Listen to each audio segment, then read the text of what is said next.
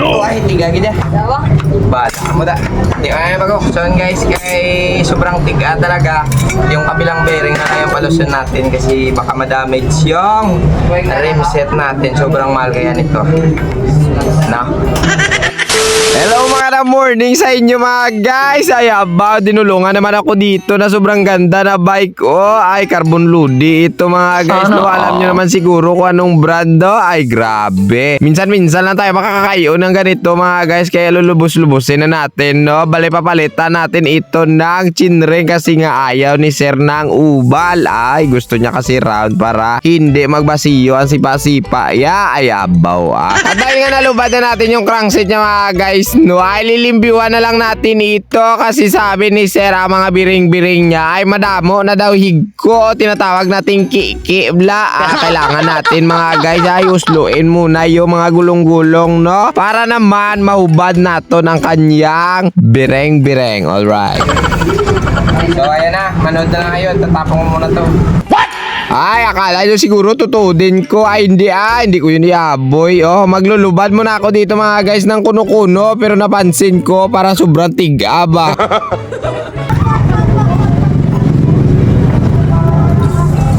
Ito ay tiga gina. Bala mo da. Di kaya bago. So yun guys, kay sobrang tiga talaga. Yung kabilang bearing na lang yung palusin natin kasi baka madamage yung rim set natin. Sobrang mahal kaya nito. Na. Oh, ito na pagkakataon ng mga basir ko, no, na sabihin nyo na kung ano sabihin nyo. Basta hindi ko malubad kasi nga carbon yung wheelset ni Idol. Baka tinuduan ko o sinugpunan ko ng tubo. Baka magrarago mo.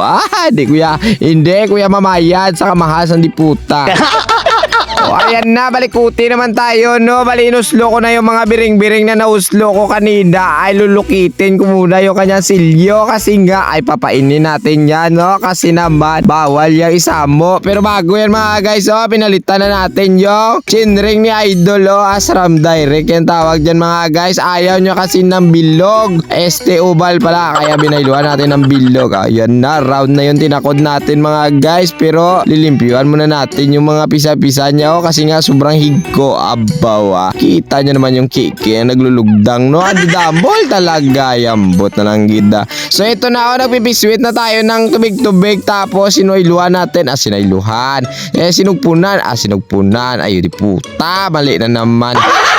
Abay da, istorya mo lang na. So ayan na mga guys, so nalilimpiwan na natin, no. Pinipiswita ko na nanganginangin para magmamala ang kanyang mga pisa-pisa. Ayan na, dahil nalimpiwan ko na yung mga pisa-pisa. Isusunod naman natin dito mga guys yung frame set at saka yung wheel set. Hinugasan ni Maninoy ninyo, no. Ninunusnos ko ito ng lapat para naman mauka sa mga pungit niya nagapililit. Ayala.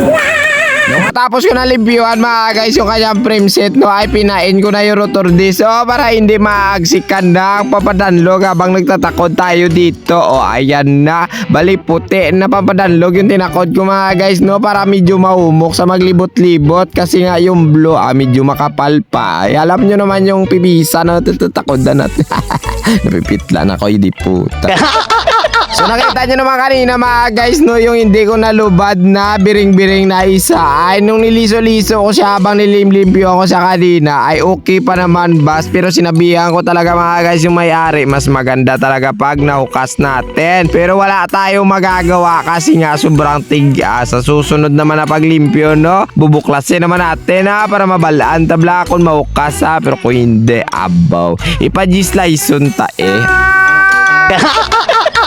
joke lang yan mga guys, baka sabihin nyo totoo din ko. So ayan na, natapos ko na pagtakod ang kanyang mga biring-biring mga guys, no. Sinunod na natin yung rotor disc. Tapos nilagyan natin ng papadanlog yung kanyang XD drive kasi meron yan thread. Alright. Ba't niliso mo?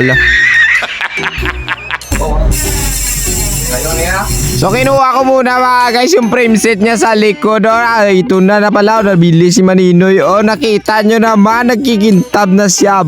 Ganyan talaga tayo mag-ubra mga guys, no? Pinupulido talaga natin, para malaki naman tip natin mamaya. Ito na. Wala na naman damo storya. Pinandaso ko na mga guys ang kanyang axle, para naman hindi ako mabududugayan kasi madamo pa napipila na ubra ko sa likod ba. Ay, kakapoy naman yung puli kron. Pero okay lang importante, damo tayo kwarta. Ayambot na lang gida. So ayun na mga guys, natapos ko na itakod yung gulong-gulong. Sinunod naman natin yung kanyang bottom bracket. Siyempre, prespet niya mga guys. Kinanglan talaga yan natin gamitan ng pangpahugot. Ayan na, dahil nahugot natin, igugulo na lang natin yung kanyang chin,